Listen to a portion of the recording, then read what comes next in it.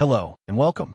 Today I'll demonstrate how to convert PPT format to PPTX using MiConvert's free online tool. Let's begin. Start by searching PPT to PPTX converter on Google. MiConvert.com should appear as one of the top results. Click to open it. This is the dedicated PPT to PPTX conversion page. The tool supports batch conversion and maintains quality during the process. To begin, click Choose File to open the file browser. Locate your PPT file, select it, and confirm by clicking Open. The file has been loaded successfully. You can verify the file name and size here. When ready, click Convert Now to proceed. The conversion engine is processing your file.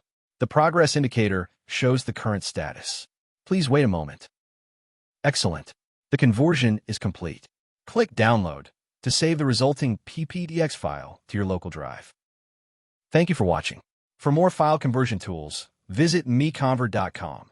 Please subscribe to our channel for future tutorials.